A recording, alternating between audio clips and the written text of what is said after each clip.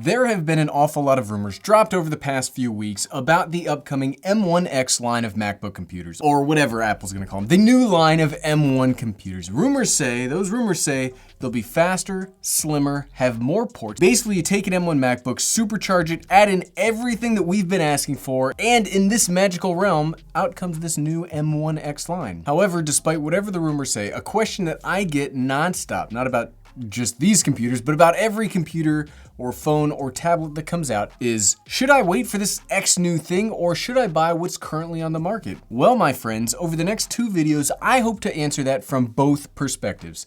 Today's video will be the, yeah, maybe you should wait for this new line of magical machines. And the next one will be the, yeah, maybe don't. So why should you wait? Let's find out. I don't want to slam, this isn't the thing we're talking about, so I can't slam this down. That doesn't make any sense. And while we're finding out, I'd like to thank today's sponsor, Squarespace. What's up, everyone? I'm the Everyday Dad, and if I can figure it out, you can figure it out. Look, I love me a brand new laptop line, and as somebody that's already been totally blown away and impressed by what Apple's already done, look, if they can do better than this, darn it, I'm all in. I mean, I'm already all in. I'm double all in. So let's get to that very first reason why you should wait for these new computers. What I think is these are gonna be the ones Apple really innovates on. And that shouldn't come as a surprise to people that watch these videos. I've said since my should you wait for the Apple Silicon computers that the first M1s were going to be Apple's way of not scaring anybody with the new hardware and the new software architecture. The MacBook Pro 13, the MacBook Air, and the Mac Mini they're literally the least intimidating computers in all of Apple's lineup. The MacBook Pro 13 is basically everyone's entry point into the Mac ecosystem, except for those of you that go for the iMac. MacBook Pro 13, way better than iMac in my book. And that makes total sense to get the lower entry-level set of those out first and sort of ease us into the idea of all of this new stuff. But now is where they can take some risks and take some chances while pushing their tech forward. We already know that the MacBook Air operates incredibly well without a cooling system. So now that the proof of concept is complete, I imagine they'll start pushing into smaller and smaller laptops because they no longer have to put as much of an emphasis on the thermal system as they did when we were still using those little space heaters that Intel makes. As somebody that has a few Intel-based computers in their house, they're nice when it's cold outside. We've already seen so far in some pretty credible rumors that Apple is working on a 14-inch MacBook Pro, and for my money and the one that I'm very excited to be maining as a computer, that's gonna be the perfect one for me. I'm already using an M1 MacBook Pro 13 as my main computer, and if they can provide me better performance, a better screen, and potentially more ports on a computer, what else is there to do? I guess the channel's over. I mean, if they could do all of that in a computer that's the same size or smaller than my current one, game, set, match. I was trying to think of an Office quote off the top of my head, and I couldn't do it as well, so that's kind of embarrassing. Also, with the talks of the new version of the MacBook Pro 16, this is the MacBook Pro 16, there are some very interesting rumors regarding expansion of ports, including maybe even bringing back what I've thought was long dead and gone, the SD card slot. And I don't want to say it out loud and jinx it, so we won't say that too often, because if we got one of those ports, that would make the MacBook perfect. That would make the MacBook perfect. I use these, obviously you've seen all these videos, I use these computers first and foremost to create all of this content for you all. And having to always bring along extra accessories just to read my media has been a headache for me since I gave up my 2015 MacBook Pro 13 to my wife. She's got it and it's been a headache for me ever since. And funnily enough, since she doesn't make 4K videos and she doesn't make all of this YouTube content and stuff like this, she only does her work in school, she refuses to let me upgrade it because she needs those ports. That's what's more important. And I'm telling the whole reason we're making this video right now is this rumor is so important. I could not care less about power upgrades. And most people out there, we already have the power we need. I've got all the power I could ever want right now with both the MacBook Air that I'm pointing at and the MacBook Pro 13. But having extra functionality, that's what I really care about. I'm telling you, I've absolutely I do not have the best memory. I do not have the best short-term memory on planet Earth. I've had issues in the past of either forgetting my dongle's not working properly, or other catastrophes when I get to a location, and if I'm in the middle of nowhere, or if I'm in a new place, I can't buy a new dongle. Built-in ports for everything. That's what real professionals need. And I'm not just talking that one card here. An HDMI port would go a very long way for those of us that have to give presentations on the fly. Thunderbolt 3 is great, but not every business on the planet has a Thunderbolt 3 capable monitor just hanging around if you want to give them a briefing. You might be lucky if they even have a flat screen TV that doesn't need one of those old AV cables. That was an awful lot of stuff to unpack for one reason, but I do think if you are waiting to see what Apple can really do with their new lineup, the next release will be where they start to come into their own, because the current lineup's design is kind of old. The second reason to wait for the brand new set of computers, power. Look, just because I have enough power right now doesn't mean everyone does. Even though I said not 30 seconds ago that I have enough, I'm not so narcissistic as a YouTuber to think my single purpose is the only purpose. It's been pretty clearly delineated that the first set of M1 computers, they are entry level. We get low memory options, low storage options, and not as functional set of ports, which is why I think the next set of quote unquote pro devices, Okay, as I was saying, really quickly, if you are somebody that stomps your feet in a huff saying that you shouldn't call a device pro because it doesn't do some kind of arcane task that you specifically need, grow up. Grow up. The definition of a professional is so vast that I could call my coffee pro in the morning and it would be accurate. I don't get frustrated very often, but sometimes you have to vent to stay sane, especially when you've been in your house for 9 months. I do think the next round of MacBooks, both the 14 and 16, will have much more powerful processors inside of them. For example, Apple has shown remarkable strides with the iPad Pro line of tablets, with the A12Z processor being an 8-core processor inside of an 11-inch tablet. Like, what? What?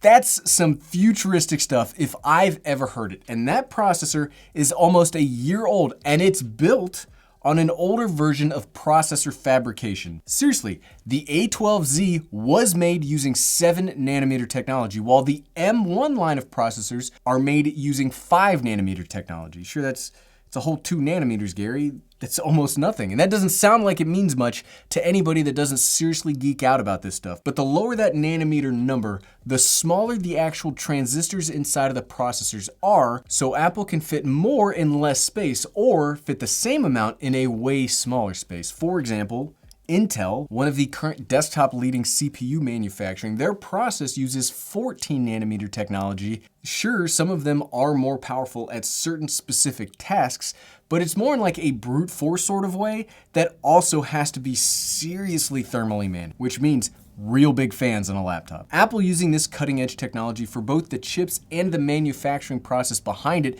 should not only be able to build on the successes of the M1, but I can very easily imagine that 12, 16, 32 core portable laptops are not out of the question. And that's legitimate exciting stuff. Sure, Intel might still lead single core performance tasks, but even the lowly M1 chip ranks above almost everything except the most cutting edge of Intel chips for the single core performance tasks and roundly thrashes it in multi-core tasks, all the video editing, all the big things that I do. I know I often say that I've got all of the power I need, and office workers like me have had all the power we need since Gangnam Style was released, but this next set of computers could be pretty darn special. And if we get like a linear progression of power based on the amount of additional cores on this chipset, seriously, the power might be enough to wait for. The next reason to wait for this future of technology that could be happening later this year, the price. Yes, okay, let's all laugh together. Apple has often made iffy decisions on their pricing models, and they've made those iffy decisions enough that the term Apple tax has become part of the parlance of computer discussions. I personally think that most of that is bunk. Again, my M1 MacBook Pro 13 has power that rivals my desktop. It's insane value for the dollar. In fairness, if there were something that I would call an Apple tax, I think they overcharge for their storage configurations, or they pick very high-end storage configurations when maybe a medium-end one would do. But I say all of that to say that I believe these next set of computers will follow the current trend and should release at roughly the same price as their current laptop, which means if you are looking for a computer later this year, you could be getting much much more power for the same price. Here's what I mean. Here's a perfect example of what I mean. The M1 MacBook Air is currently my favorite computer. It's my definitely the best one in 2020 and probably one of the best ones ever made. To this day, I can't find anything else that really interests me in the small computer market because by itself, the M1 MacBook Air killed that market. And with all of that hyperbole and all of that phenomenal cosmic power, what was the price difference between the early 2020 i3 model and all of that M1 model? None. None. There was no price difference. You got far more power, far better thermals, far better battery life, far better basically everything, and you did not have to pay any more to get it. I'm not an insider, so I'm also not definitively saying that Apple could not potentially raise the prices on a new model, say that 14-inch version, but I would feel pretty good about making a prediction saying that the base model 14 has a very reasonable chance of ending around the same price as that higher end model 13-inch version. You know, the 13-inch with the 4 Thunderbolt 3 ports. Here's my dream. Here's what I would love to have happen. A 14-inch MacBook with a 12 or 16 core M1 processor, a dedicated Apple GPU, and 32 gigabytes of unified memory. All of that for around $2,400. I have absolutely no insider knowledge here. If I did, I doubt I would contractually be allowed to make this video. But just the thought of something like that, which seems very doable, that's what makes it exciting, is that does not sound too overly optimistic or too pie in the sky. Like, that's not science fiction. That's just like, we just have to wait for it now. I'm so excited about this.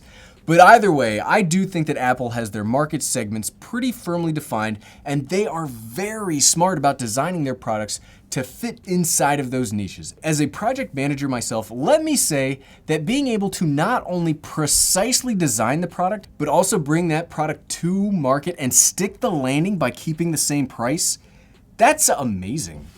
That's one professional to another. I wish I could do that well. Okay, and the very last reason I'm going to give today on why you should wait for the newest line of the M1X computers. This one's kind of complicated, so stick with me. Stick with me on this. I promise you there is an actual reason. My philosophy on technology is if you have a need now, buy what you need now. This isn't just for computers, but this is in almost every product-oriented realm.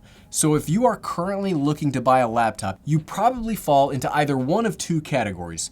One, you have nothing right now and are looking for your very first laptop. Or two, you have a laptop of some varying age and are looking to upgrade.